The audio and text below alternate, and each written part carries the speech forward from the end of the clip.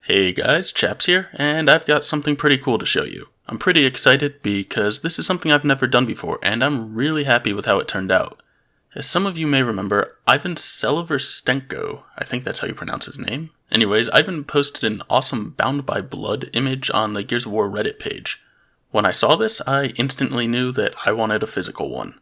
And well, as anyone who follows me on Twitter knows, I got a 3D printer back in December. I reached out to Ivan, and he was able to upload the model to Google Drive. I originally wasn't going to post it below, but he has since posted the link on the Reddit page, so I guess it's fair game. So yeah, check out the link in the description below. I've got not only the link to the model, but also his original artwork for it. As I said before, I don't plan to do a bunch of 3D print videos on this channel, but this is Gears related, and it is really cool. To start the process, I had to load up the model into my slicing software. I then split the model into two parts. The skull is much more detailed than the gear, so I wanted to tweak the print settings a bit. The gear printed at a layer height of 0.15mm, and the skull printed at a layer height of 0.1mm, and it also had a slower movement speed to help with some of the fine details.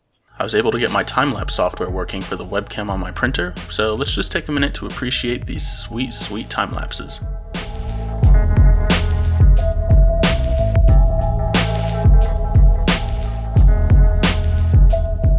I printed in this red color just to give a general idea of what it would look like in the end, and I gotta say, at this point I was starting to get pretty excited.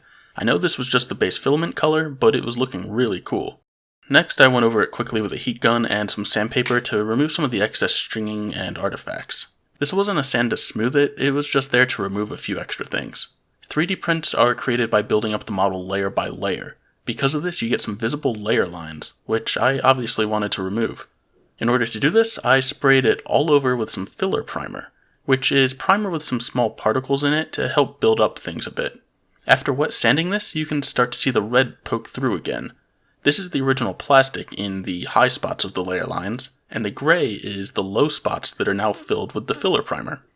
I repeated this process of coating it and then wet sanding it until it got even smoother. I should have done this a third time, but I was just too anxious and moved on after 2 coats.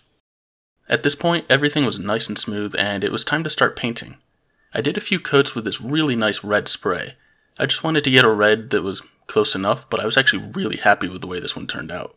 I'll have links to all the materials in the description, by the way, so you can check it out, and if you want to make one, you can use the same paints that I did. After a couple of coats, I applied a clear coat, and then I let it dry for 24 hours. Now for the fun part. I had never filled and sanded a model before, but I had certainly never painted one. So, I got some acrylic paint, some water, a couple brushes, and a sock. I did a little bit of experimenting on a smaller version of the model just to see how things worked out, but then quickly decided, alright, I got the hang of this, I'm going to jump onto the real deal.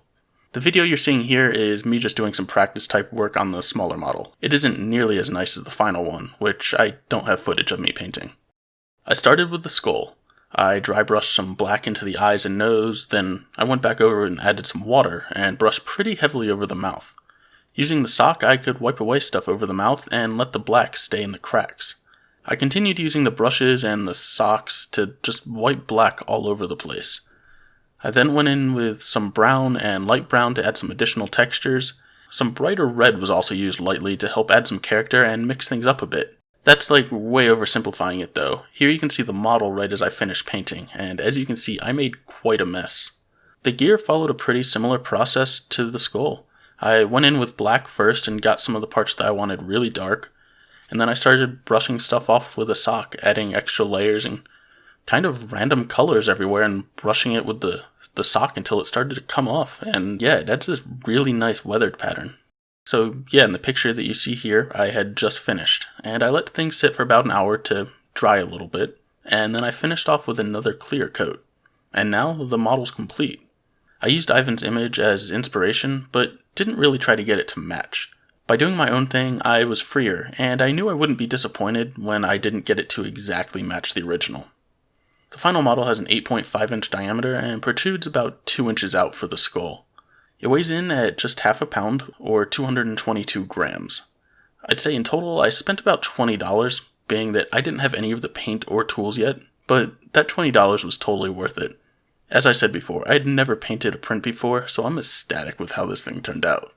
My next step is going to be figuring out how to mount it, so that should be pretty interesting. I'll be sure to post some pictures on Twitter and Reddit when I do get it mounted.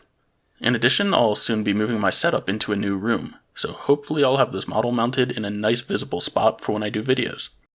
Thanks again to Ivan for providing the model. I've got a link to his art as well as all the materials I use for the project down in the description.